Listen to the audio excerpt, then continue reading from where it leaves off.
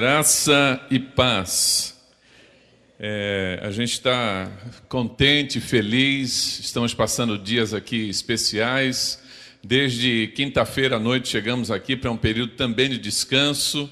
Estamos aproveitando bem a hospitalidade do Alexander, da irmã Eliane, da família.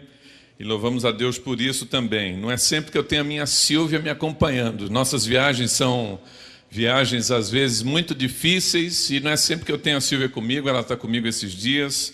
Nós também agradecemos a Deus. Como o Alexander Maia já disse, eu não sou o Abdala, mas também não sou o Bin Laden.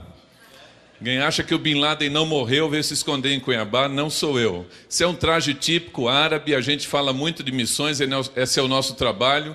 Então a gente sempre utiliza essas roupas de várias partes do mundo. O objetivo é que você já observe aí que tem gente que se veste diferente, come diferente, clima diferente, fala diferente. Vivemos no mundo das diferenças, mas a obra missionária existe para alcançar os diferentes e torná-los um no Senhor Jesus Cristo. Então já fica esse desafio. O Abdala teve, na verdade, um santo problema. Depois de 22 anos sem ver a mãe dele, quando ele saiu lá do Líbano, correndo para preservar a vida, perseguido pela Mossad de Israel e também pelo Hezbollah, ele deixou a mãe em casa e saiu de casa muçulmano. E depois de mais de 20 anos, a transformação que Deus fez na vida dele, ele não tinha visto ainda sua mãe um pouco doente, um pouco não, muito doente. E um dos irmãos, que a gente crê está pertinho de se converter, dá um glória a Deus aí, gente. Um dos irmãos que está pertinho assim, muito interessado, disse para Abdala: Abdala, você tem que ver a mãe, porque a mãe mais um pouquinho ela vai morrer. E você tem que encontrar a mãe antes que ela faleça. E aí foi tentado um visto para trazê-la ao Brasil, o governo brasileiro não autorizou pela condição de saúde dela. Então a estratégia, porque Abdala não pode entrar no Oriente Médio, foi tirar a mãe deles do Líbano para um país ali da região. Está gravando o culto? Não transmite na internet não, né? Transmite na internet? Então fica assim, um país do Oriente Médio, a mãe saiu para lá e o Abdala foi, e o irmão mandou todo o recurso e ele está todo contente. Falou de Jesus para a mãe dele e por isso deu esse pequeno atraso, mas na quinta-feira ele está aí, ele vai circular o estado do Mato Grosso, tem toda uma logística que o Maia preparou juntamente com a convenção e ele vai passar por aqui certamente. Encontros com Jesus. O Senhor Jesus, ele sempre estava encontrando pessoas e ele utilizava esses encontros que às vezes era proposital, como ele disse a Zaqueu, eu vou na tua casa hoje. Às vezes era um esbarrão, um encontrão, como foi a mulher com o fluxo de sangue que tocou nas vestes. Mas sempre que ele encontrava pessoas das mais variadas classes sociais, nos mais variados lugares, Jesus se utilizava dos encontros para abençoar as pessoas. E hoje nós vamos ver aqui um dos encontros do Senhor Jesus Cristo com o paralítico ajudado pelos 4 amigos. Abra sua Bíblia, Lucas no capítulo 5, versos 17 a 24. Esse é um evento que tem a ver com rapel, tem a ver com alpinismo.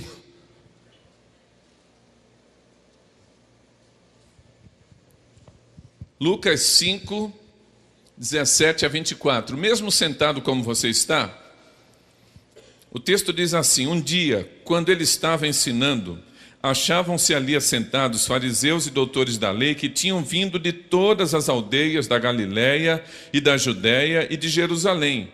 E o poder do Senhor estava com ele para curar. E eis que uns homens, trazendo num leito um paralítico, procuravam introduzi-lo e pô-lo diante dele.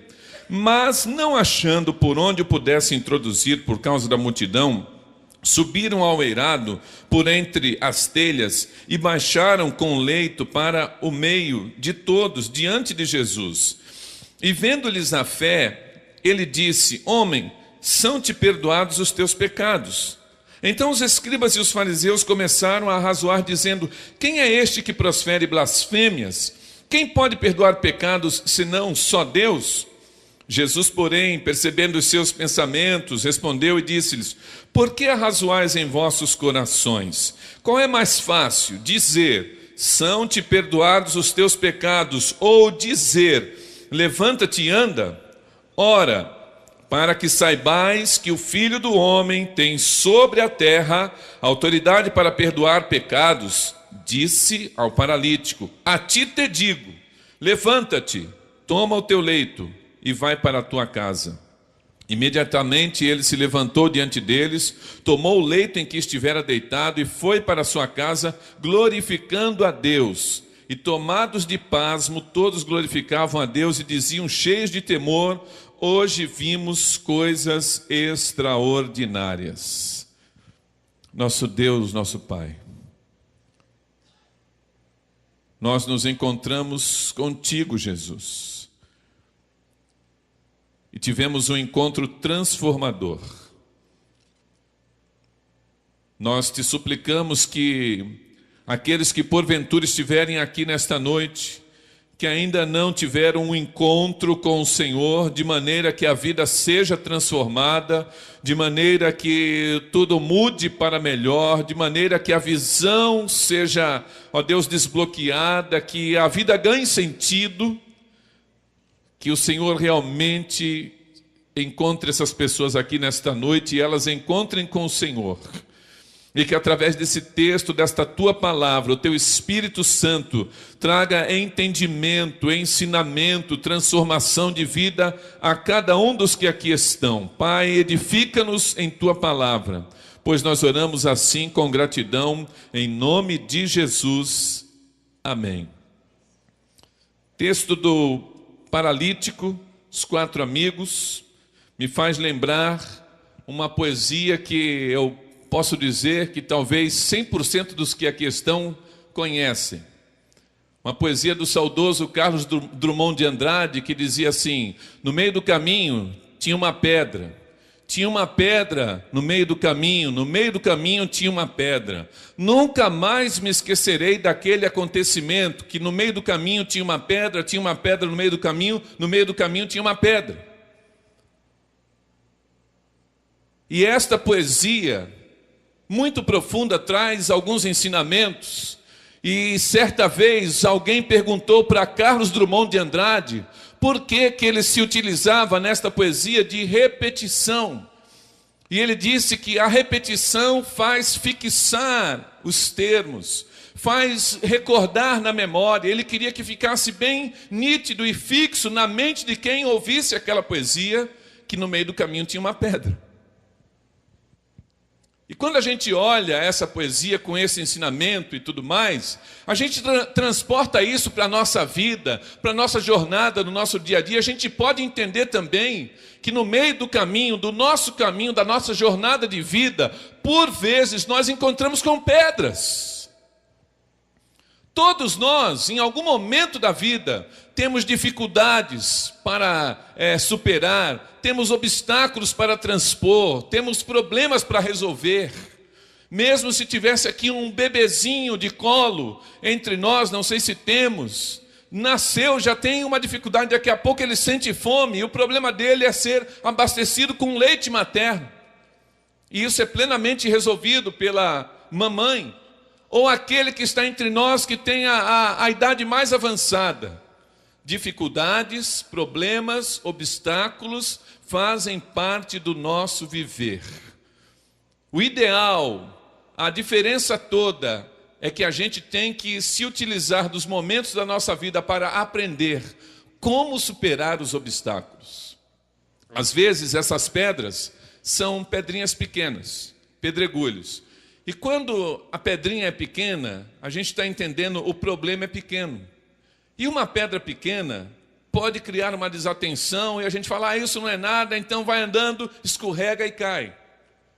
Em outros momentos, o problema é tamanho, que alguém se imagina diante de uma imensa pedra ou mesmo de uma montanha.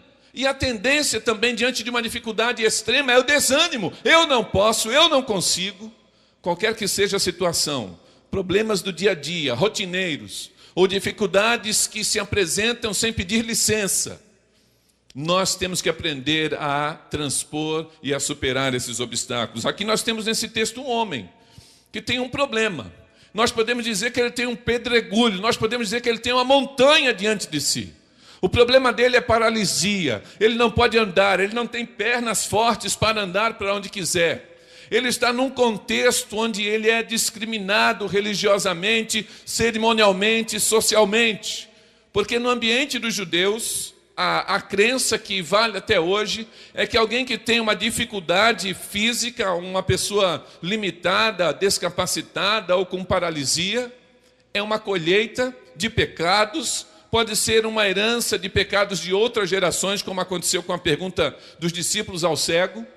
Mas essa pessoa está cerimonialmente impura. Esse homem não podia adentrar no templo, ele não podia ter o seu culto normalmente, por causa destas circunstâncias. E vivia dependente então da ajuda de amigos ou mesmo de esmolas.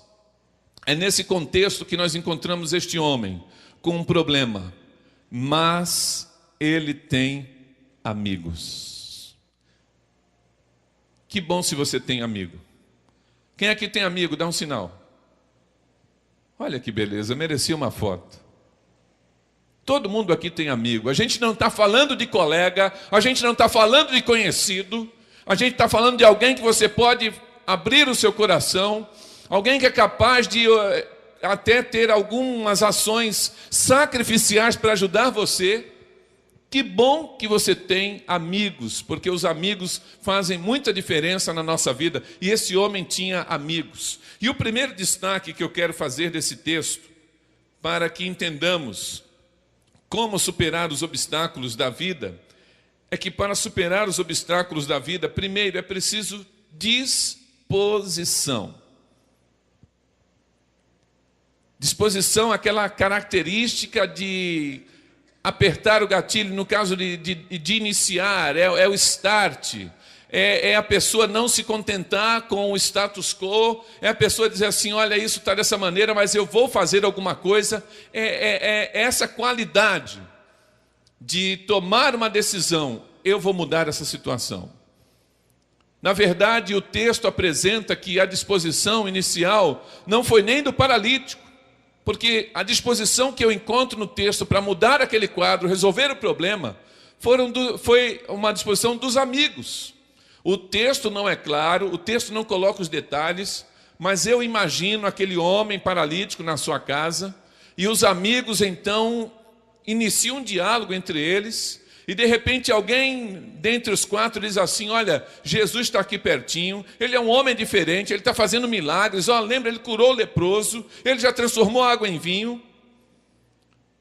E eu não sei se a disposição surgiu em um amigo somente, ou se nos quatro, mas a verdade é que eles convencionaram entre si, eles acordaram entre si, precisamos levar o nosso amigo e colocá-lo diante do Senhor Jesus, porque Jesus pode curá-lo. Então essa disposição nasce entre eles, mas eles precisam convencer o paralítico. E eu imagino também eles chegando até o paralítico e dizendo, olha, nós viemos aqui hoje, não para bater papo, não para contar piada, não para ter uma refeição com você, muito comum na Palestina, mas nós viemos aqui porque queremos levar você num lugar. Tem um homem que veio de Nazaré, Jesus o nome dele. Ele está fazendo milagres e nós cremos que ele pode curar a sua paralisia. Estas situações aconteceram desta maneira, não sabemos as diferenças, mas certamente foi nessa direção. E aqueles homens, juntamente com o paralítico, tomaram essa disposição de ir até onde o Senhor Jesus estava. A tragédia com muitos na vida é que pessoas estão desistindo da vida.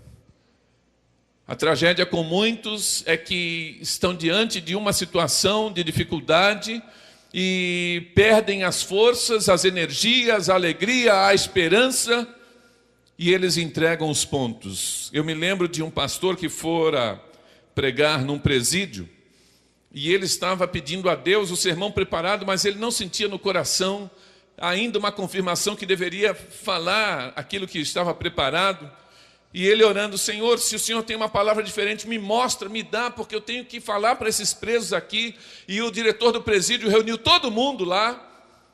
E quando ele foi subir ao palco para falar àqueles homens naquela condição, havia banda, gente tocando, muitos fios, assim como eu estou vendo aqui, e ele então enganchou-se num dos fios, tropeçou e caiu. Naquela plataforma ele levou um tombo, e todos os presos, imaginem, começaram a rir, a caçoar, a humilhar, e foi naquela hora que Deus deu a palavra para ele. Ele levantou-se e disse: amigos, todos nós estamos sujeitos a cair. Todos nós podemos passar por essa situação, mas ninguém precisa ficar caído. Levante-se. Você já levou um tombo? Já viu alguém no centro da cidade? Vai andando, uma casca de banana que não estava no script, e de repente cai. Você ficaria lá lamentando: ai, por que essa casca aqui? E agora? O que eu vou fazer da minha vida? O que acontece quando a gente paga um mico desse em pleno centro da cidade? A gente levanta rapidinho, se arruma, né, ninguém viu, tal, e sai andando, entra na multidão. É assim também, essa disposição que precisamos ter, e não entregar os pontos. E aqueles homens então se dispuseram a levar o seu amigo até o Senhor Jesus Cristo, e o paralítico também concordou. Não há nenhuma indicação que ele foi amarrado.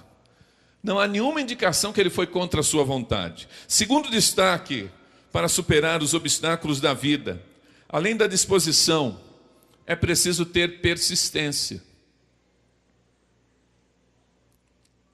Persistência, que alguém pode dizer assim: o que é persistência? Aí alguém pode dizer assim: persistência é insistência. E é realmente. Persistência, o jogo só acaba quando termina. É não entregar os pontos antes do jogo terminar. O Brasil estava lá hoje, 1-0, mirradinho. E aí achou que já estava bem, né? Daqui a pouco a Inglaterra 2-1. Aí o Brasil não entregou os pontos, correu atrás e ainda empatou. Muito pouco para nós, o brasileiro é muito exigente. Mas até o final do jogo, a gente tem que continuar insistindo, persistindo. Isso pode ser no esporte, isso pode ser em qualquer área da vida também. E esses amigos demonstraram essa persistência. Por quê? O texto diz que eles vão à casa onde Jesus estava. Gente, Jesus está no começo do ministério, ele está famoso, todo mundo quer estar. Onde Jesus estava tinha muita gente. E o texto diz que eles chegam naquela casa para colocar o amigo diante de Jesus, mas a casa está lotada. O texto vai dizer que eles estavam procurando uma maneira, eles estavam procurando introduzi-lo, segundo a minha versão, e pô-lo, ou seja, colocar o amigo diante de Jesus. Eu já falei pela manhã, vou continuar até o terceiro domingo, eu gosto de imaginar o texto. Você deve se exercitar assim: olha a cena e tenta se imaginar como se você estivesse lá. Quando a gente imagina o texto, cuidado, é só para não cometer heresia, não ir além do texto. Mas você tem que se imaginar naquela situação. Os amigos chegam à casa lotada, eu imagino como se fosse aqui, né? Jesus lá na frente, lá no fundo da igreja, por exemplo, e aqui cheio de gente, e os amigos assim: ei, dá licença aí, temos um amigo aqui que precisa ir até Jesus. E as pessoas ali, né? Oh, não empurra, se acotovelando, alguns na ponta do pé para ver Jesus. Não empurra, não vê que está lotado, não cabe mais ninguém, vem no segundo culto, volta amanhã. Ou seja, não havia condições de colocar o amigo para encontrar Jesus pela porta. É tão interessante, irmãos, irmãs, amigos, que nem sempre Deus trabalha de maneira usual, corriqueira. O usual seria entrar pela porta. O mais correto seria entrar pela porta. Mas naquela situação não havia condições. Aqueles amigos poderiam ter voltado até a casa do paralítico de volta e colocado o amigo de volta na sua posição, sim ou não? Sim ou não? Sim. Se eles voltassem da porta, se a história terminasse na porta, eles hoje, olhando essa história que terminou na porta, eles seriam dignos de aplausos, sim ou não? Sim ou não? Sim. A gente fala que não porque a gente conhece o fim da história. Se eles voltassem da porta, eles não mereceriam um diploma de amigo? Sim ou não? Sim. Será que eles não demonstraram ser amigos? Sim, eles se preocuparam, eles foram até ele, fizeram a proposta, carregaram aquele homem na maca pela cidade. Fizeram uma tentativa, eles poderiam muito bem dizer: amigo, olha, você está vendo, a gente tentou, mas hoje não tem condições. Mas quando as pessoas estão, mesmo com fé, desejosas, com aquele sentimento de querer ajudar, e que tem essa qualidade para superar as dificuldades da persistência, elas não desistem diante do primeiro obstáculo. Porque alguém olhou para cima, e alguém já disse que a salvação sempre vem de cima. Eu não sei se os 4 amigos olharam para cima ao mesmo tempo, ou se um deles teve a ideia, mas na verdade um deles falou: não dá pela porta, é pelo telhado, amém? Não dá por aqui, vamos pelo telhado. E eles foram pelo telhado, e as casas naquela situação, eu já rodei um pouco naquela região. Um dia eu estava com Miguel Zuger no Oriente Médio, vi uma casa assim, muito semelhante a essa. O Miguel Zuger também foi terrorista, mas do Hamas, convertido. E eu falei: Miguel, aquele texto do paralítico, a casa é assim? Ele falou: é. E eles desceram por onde? Por aqui. E achei tão interessante isso, porque as casas, elas eram feitas num sistema retangular ou quadrado, com um espaço no meio para um jardim. Os quartos ficavam à volta da casa, e haviam escadas laterais. E dessa maneira o telhado em cima, naquela parte central, e lá em cima as pessoas usavam aquele espaço para estender a roupa, para ver o pôr do sol.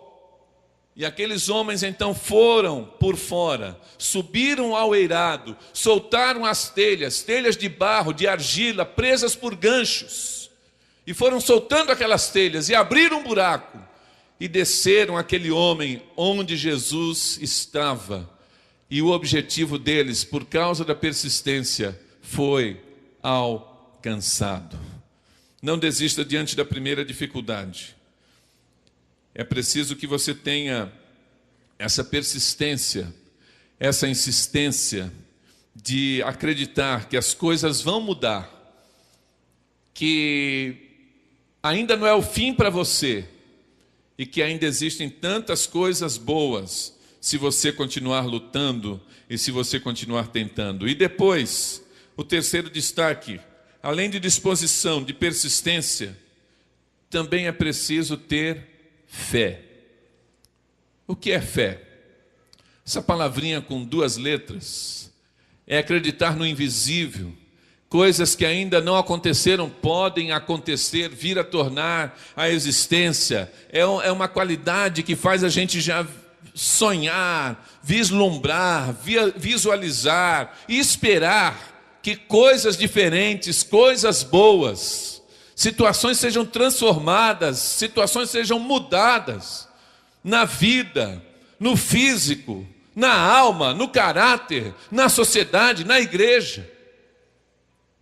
Isso tudo vem em resposta à nossa fé, e a gente não consegue nada se não for através da fé. O texto vai dizer que aqueles homens eles abrem um buraco. E também há uma situação ali, logo no começo do texto, que diz que estavam ali os escribas e os fariseus. Povinho joia, né? O povo acompanhava Jesus, alguns por necessidade, outros porque já acreditavam, mas escriba e fariseu, onde Jesus estava, eles estavam lá para secar. Tem esse termo aqui? Ficava secando, né? Eles estavam procurando defeitos. E aí, era a casa de um homem. Ele era o dono da propriedade. E quando os amigos abrem um buraco no telhado, imagina a cena se você estivesse lá dentro também. Quais leituras as pessoas fizeram daquele fato?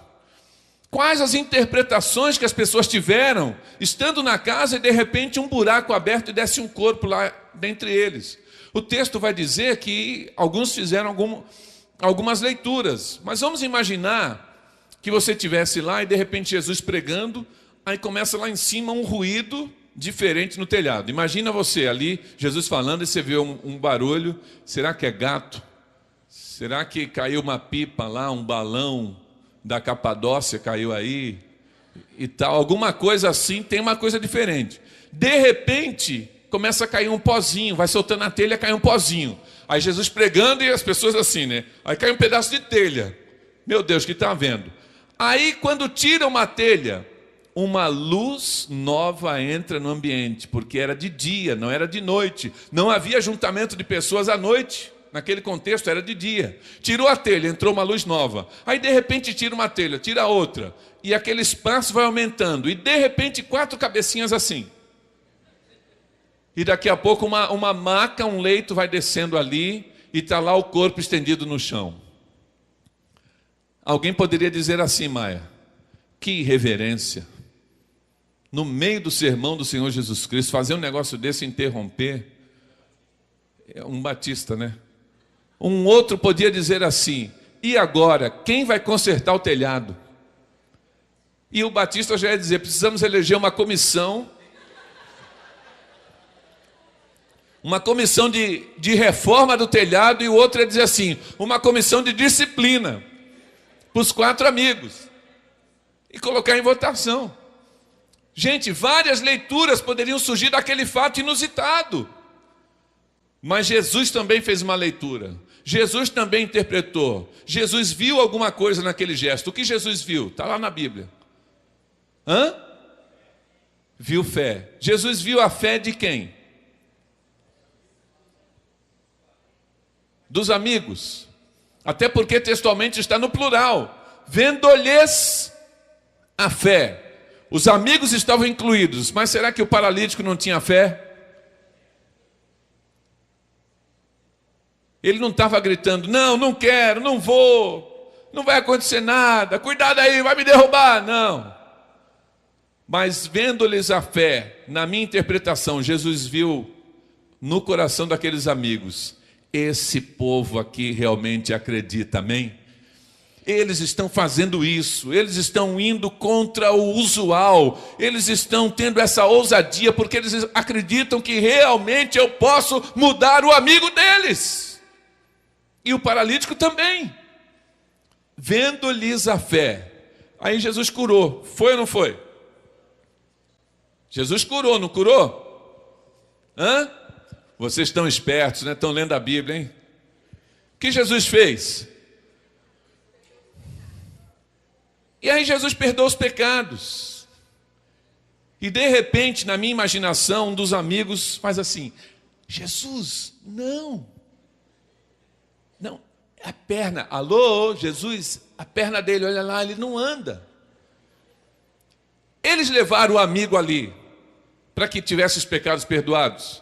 Pensa comigo, gente. O objetivo é que o amigo fosse justificado, perdoado dos seus pecados. Era esse, sim ou não? Não. O que eles queriam? A cura física. Então alguém dizer: Jesus, o script não é esse, é a perna cura. Por que Jesus curou? Perdoa os pecados primeiro, para curar depois. Quem me ajuda? O que está na sua mente? Por que ele perdoa os pecados primeiro? Vamos, gente.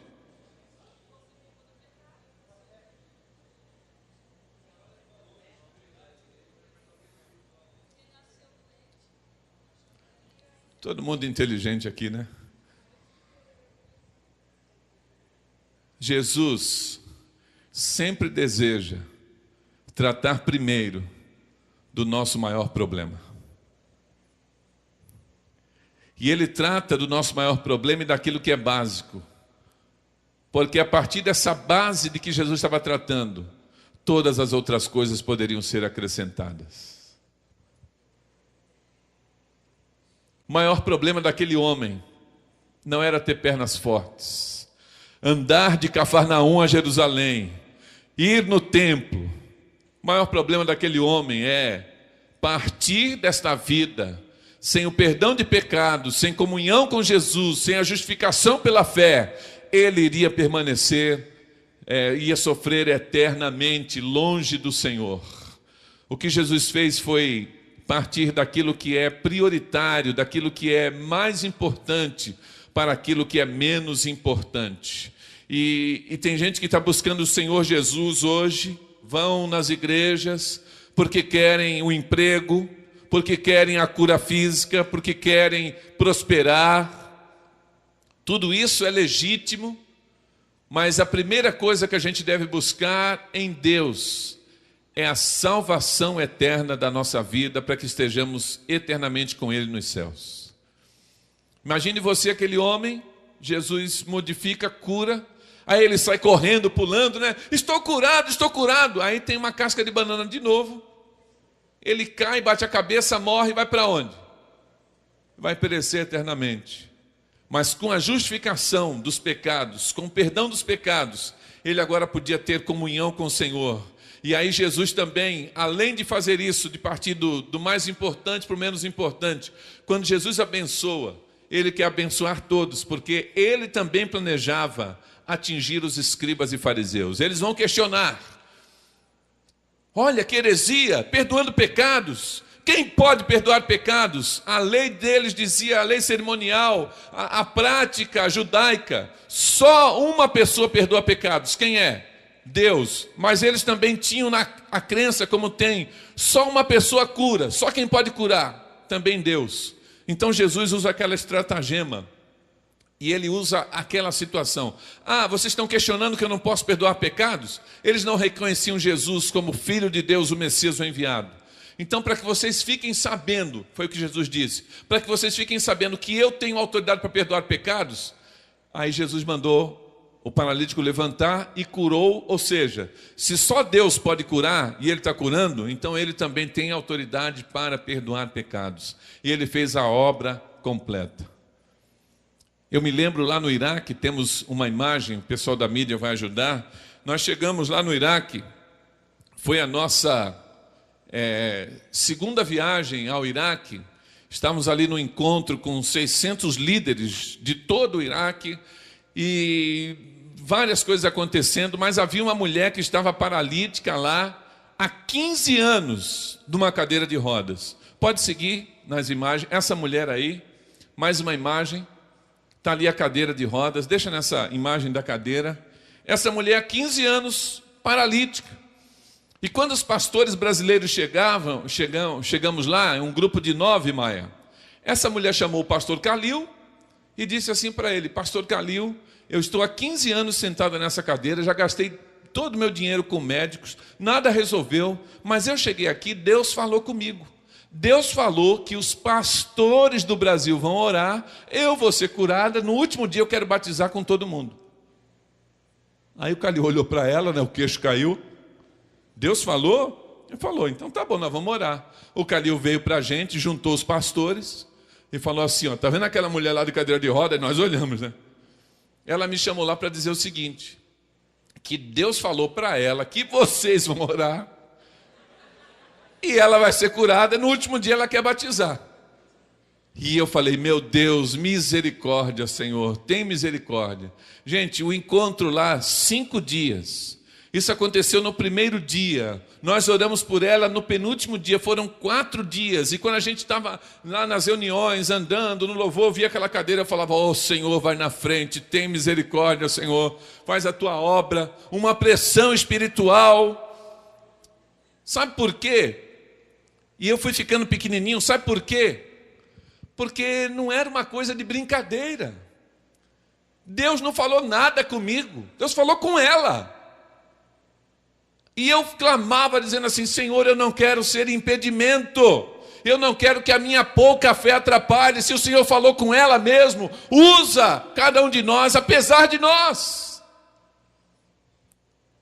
E essa pressão foi acontecendo, chegou no dia da oração, Maia, no intervalo de um culto para o outro, tinha culto lá de 6, 7 horas, eu estou acostumado com culto de 7 horas, esse culto assim rapidinho, eu ainda vou acostumar, mas aí colocamos a mulher na cadeira e fomos orar.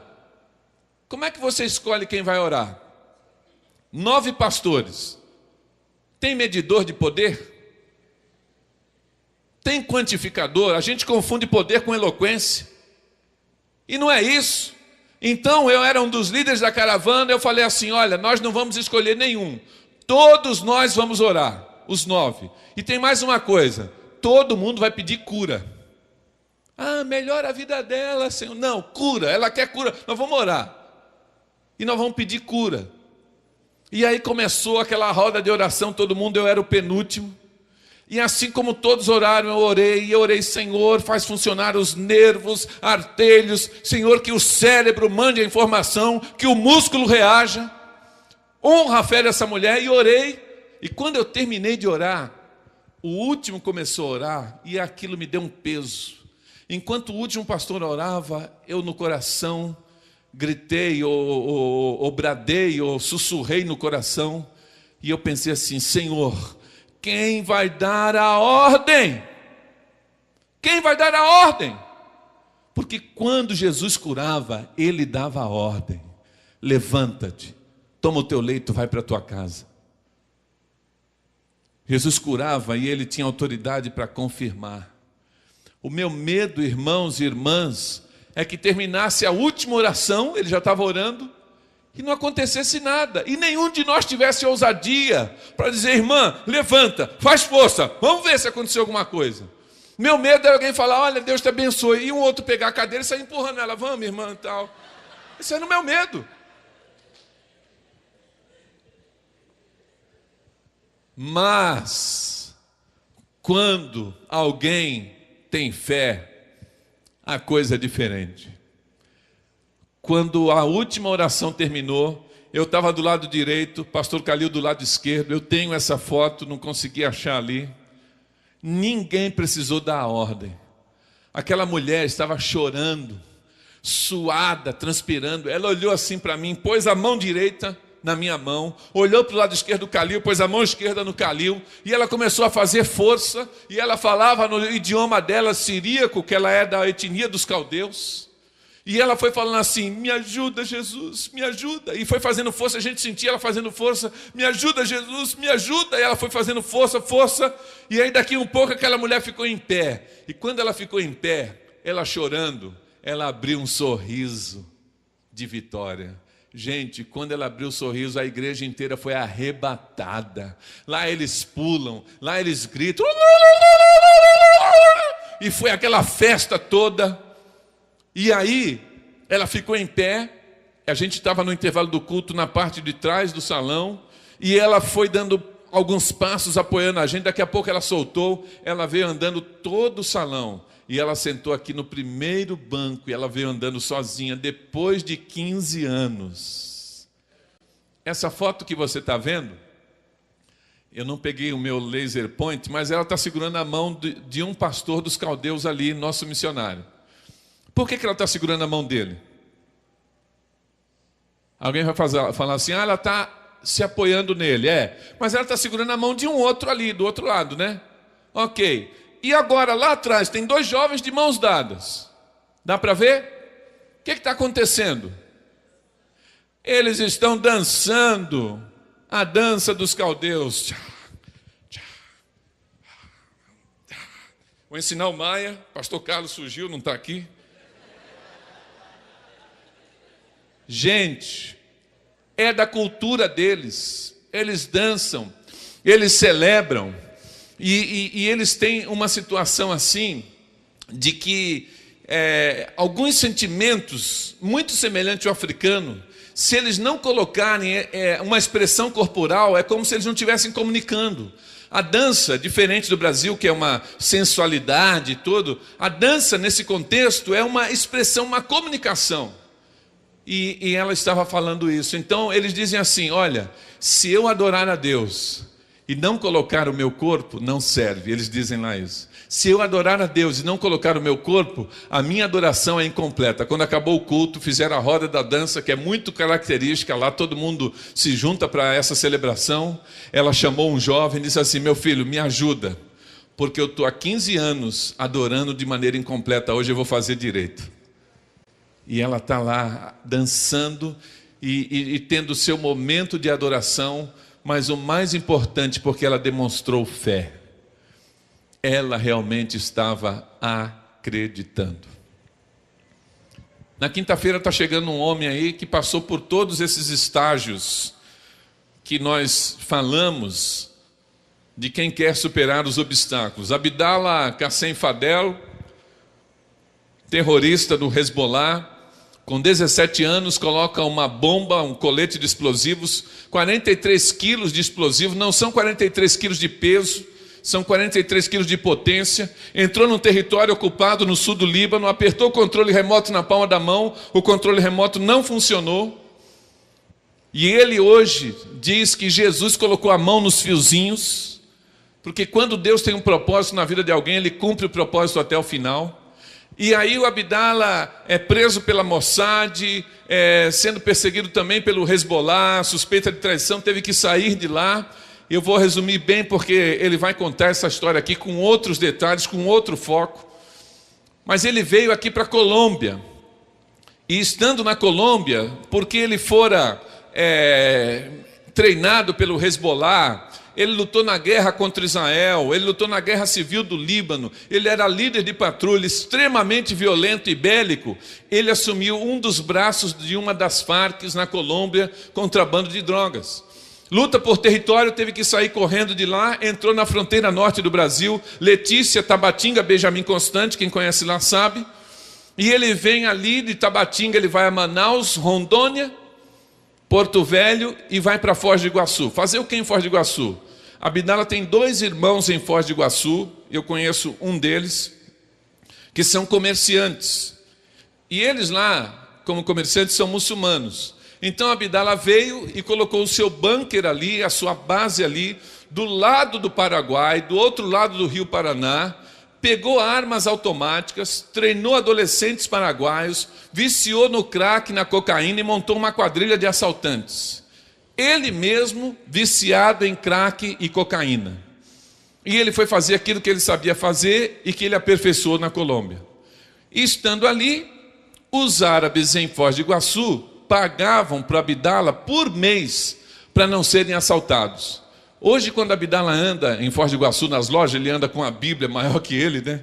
Os comerciantes que pagavam por mês para ele olham e falam: Abdallah, Lázaro! Aí fala: Lázaro chegou, Abdallah, porque estava vivo e estava morto e reviveu.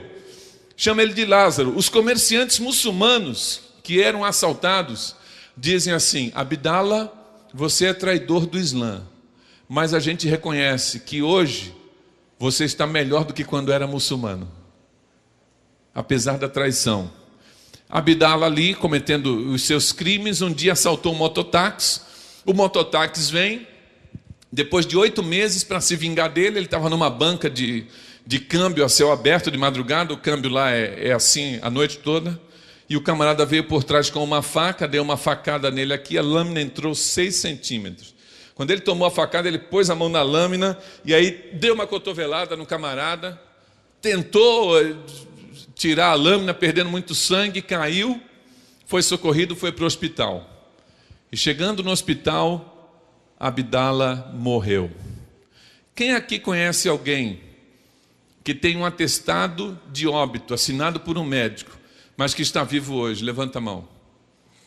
Alguns conhecem. Silvia, levanta a mão. Você conhece Abdallah? Tem mais gente aqui que conhece, hein?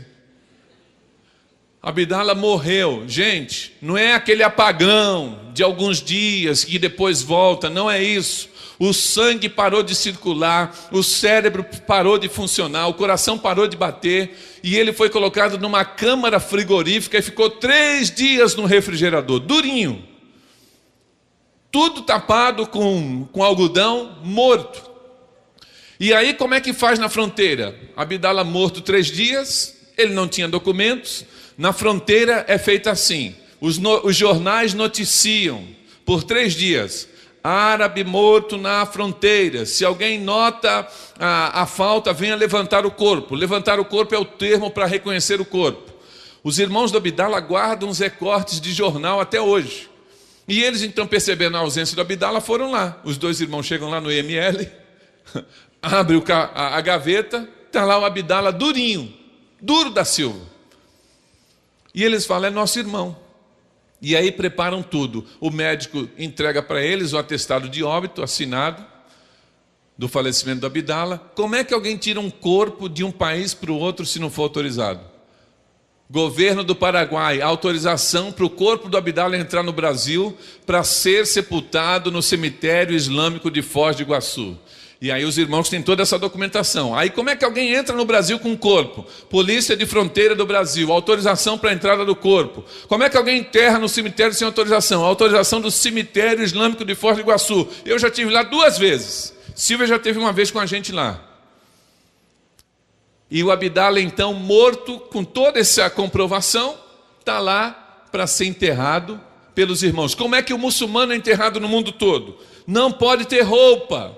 Não é completamente nu. O corpo é lavado, coloca um lençol branco, não pode ter a roupa, e na hora de sepultar, descobre a cabeça e os pés, e o caixão não desce na cova. O caixão é só para levar o corpo do lado. A cova, ela é chão de terra, tem que encostar o corpo na terra, porque eles acreditam no Antigo Testamento, ao pó vai voltar. Eles creem nos livros do Antigo Testamento da Bíblia e nos Evangelhos.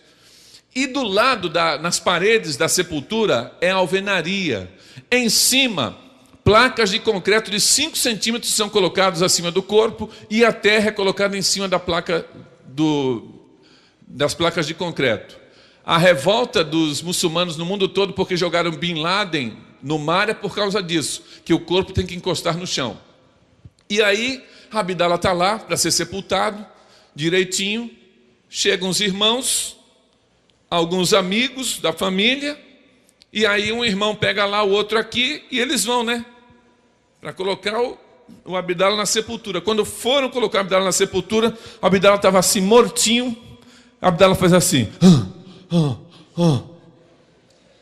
Abdala voltou a viver e abriu os olhos. Quando ele voltou a viver, na hora que ia ser jogado, que abriu os olhos, os irmãos se assustaram com medo. Ai!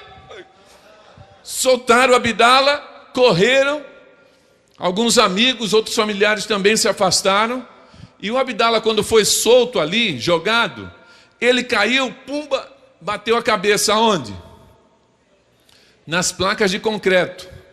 Quando Abdala bateu a cabeça nas placas de concreto, ele sentiu dor, virou para o irmão e disse assim: que isso, rapaz, você quase me mata. Ele estava morto, mas ele não sabia disso. Ele achava que estava dormindo. Já tentaram em algumas igrejas aí, que gostam de exageros, ele fala em algumas igrejas, dando testemunho, e um pastor queria: Abdala, seu testemunho, ele é muito forte, mas você tem que dar uma enfeitada. Ele queria bater no pastor. Não é da nossa linha teológica, não é batista, né? Não, você ficou 3 dias lá morto, você tem que dizer que viu Jesus. Ele falou: não vi nem Jesus nem coisa nenhuma. Não, você tem que dizer que viu um trono branco. Não tem trono branco nenhum. Que você tem uma nova profecia para a gente, que Jesus mandou fresquinho agora. Não tem isso. E ele conta, simplesmente para ele, estava dormindo. Mas Deus mandou ele voltar, porque quando Deus tem um propósito na vida de alguém, ele cumpre esse propósito até o final. Abdala então voltou a vida, e ele não se converteu. Interessante até que alguns dos mais incrédulos, as pessoas que têm dificuldade de acreditar, ficam achando que foi muito difícil para Deus ressuscitar o Abdala. Parece que deu trabalho a ressurreição de Abdala, que Deus ficou cansado. Gente, foi a coisa mais natural, porque a coisa mais natural para Deus é dar vida, faz parte da essência dele. O pastor dele, o Flávio, que foi nosso missionário no Marrocos, é meu filho em missões, por isso que Abdala às vezes me chama de pai, outras vezes me chama de avô, é por causa do Flávio, que é meu filho, tem a consideração. É pastor da igreja árabe em Foz hoje. Ele anda lá, os muçulmanos em Foz do Iguaçu gostam dele. O Maia vai conhecê-lo agora em julho. Em nome de Jesus, eu fazer aquele curso do Islã lá, hein? Amém? Diga amém. Está sem coragem, irmã Eliane. Diga amém. Ele vai. E aí, gente, o Flávio conhece muitos muçulmanos, e um dia ele estava andando com a Abdala lá, nas lojas, no Paraguai. A Abdala entrou numa loja, ele ficou na porta, e veio um muçulmano, que é líder lá. Pastor Flávio, ele gosta do Flávio, os muçulmanos gostam dele, aí beija, Habib, beijando o Flávio. Aí a Abdala saiu da loja, aquele muçulmano olhou para a Abdala, Abdala, Habib, e aí beijou a Abdala. E o Flávio não sabia que aquele muçulmano, conhecido dele, também conhecia Abdala. O pastor virou e falou assim: mas, ô rapaz, você conhece Abdala? Ele olhou para o pastor e falou assim: como assim, pastor? Como conhece Abdala? Eu estava no enterro dele. Pastor, ele abriu o olho. Quando ele abriu o olho, todo mundo correu. Eu não conseguia correr, pastor, perna tremia. E aí aquele homem muçulmano põe a mão no ombro do Abdala e diz assim: Abdala, Alá gosta muito de você, mandou você voltar. Para ele, Alá, mas nós sabemos que o único que pode doar a vida é o nosso Deus Todo-Poderoso. Abdala não se converteu, continuou fazendo sua vida de crimes, e um dia ele já estava se drogando há 100 dias, sem parar, a droga não fazia efeito. Ele parou do outro lado do Rio Paraná, do lado do Paraguai, de frente do Brasil, um local onde nem a polícia ia. Ele tirou as drogas do bolso, as armas automáticas, 3 da manhã, e ajoelhou. E fez uma oração desabafo. E na oração desabafo ele olhou para cima e disse assim: ei, você que está em cima, eu não sei teu nome, mas eu sei que você está aí e está me ouvindo. Eu estou tão confuso, que alguns dizem que você é Alá, eu já não sei se é Alá. Alguns dizem que é Mohammed, não sei. Tem gente que diz que é Jesus, tem gente que diz que é Buda. Até Maria dizem que está aí, mas eu não sei. Uma coisa eu sei, tem alguém aí que está me ouvindo. Vamos fazer um negócio: ou você muda a minha vida, ou então me deixa morrer. Eu quero morrer e não consigo. E ele fez essa oração de desabafo, porque ele não queria mais viver naquela condição, drogado que estava, crimes, fugindo, sem paz no coração. E aí ele fez essa oração, e ele lembrou, o colete não explodiu, ele tem 3 balas na coluna, e uma aqui no pulso. Quando ele chegar na quinta-feira, você vai ver que de vez em quando ele anda meio de lado assim, que ele tem 3 balas na coluna, né? Mandei lá em Campinas, um irmão de uma igreja batista, neuro, falei: irmão, faz uma avaliação aí, vamos cortar o Abdala, tirar essas balas. Ele me ligou, falou: pastor, estou com a ressonância magnética aqui, dá para tirar as balas, mas aí ele não anda. Aí ele falou: pai, me deixa torto, mas eu ando. E aí ele anda, e aqui no pulso, ele mexe o polegar, a bala faz nheque, nheque, nheque, nheque. Gente, o Abdala morou comigo 8 meses em São Paulo, junto com a Silvia. Morou lá na nossa casa, porque estava ameaçado de morte em Foz do Iguaçu. E aí, viajando comigo, imagina viajar com o Abdala, entrar em banco e aeroporto, detetor de metal. Pi, pi, pi, pi, toda hora. Ele foi abrir uma conta em Diadema, lá no Bradesco, foi com o Calil, nosso missionário.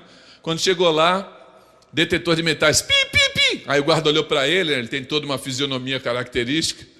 O guarda olhou para ele e falou assim: o senhor pode voltar ali? Ele: pois não. Aí voltou. Quando ele voltou, o guarda veio do outro lado e falou assim: o senhor tem alguma coisa de metal aí? Ele falou: tenho. O que o senhor tem? Ele falou: eu tenho bala. O guarda: bala? E aí ele mostrou o dedo e falou: aqui, ó, pode entrar. Então Abdala estava lembrando disso, das balas, dos explosivos, mas também lembrou que ele já tinha passado para o outro lado, e Deus mandou voltar, mas ele não queria viver aquela vida. Fez essa oração de desabafo, pegou as drogas, pegou a arma, e deu 3 passos assim, parou de novo, e virou para cima e disse: tem mais uma coisa, se apresenta para mim. Ele desafiou Deus: se apresenta para mim, eu vou te servir. Se apresenta para mim, eu te sigo. Se apresenta para mim, eu te adoro. Falou isso para Deus e foi embora. Uma semana depois, ele estava lá. E Deus mandou o pastor Flávio. Pode colocar a foto do batismo? Deus mandou o pastor Flávio Augusto Ramos, pastor da igreja árabe, nosso missionário, nosso filho. Põe mais uma imagem, mais uma. Essa aí pode conservar, está aí o Abdala no batismo. E aí quando o Flávio chegou lá, ele chegou lá e disse assim: o Maia vai ser o cobaia agora.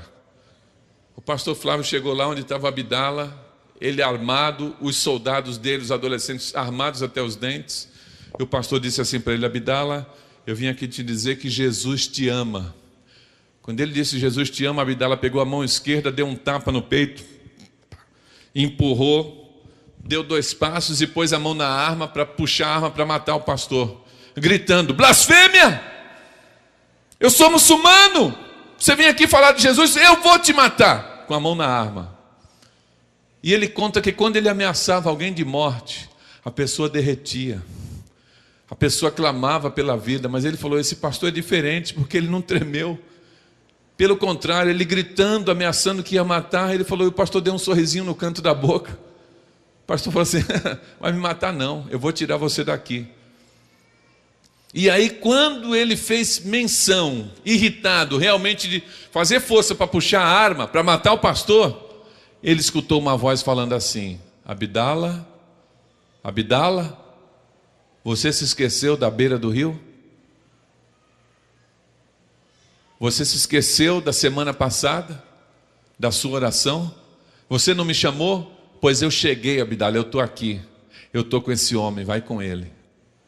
Nessa hora que ele escutou a voz de Jesus, dizendo que ele estava presente ali na pessoa do pastor, o Abdala diz que ele simplesmente se acalmou, tirou toda a droga dos bolsos, as armas, foi diante do pastor, juntou as mãos e disse assim: me algema, pastor, porque agora eu sou teu.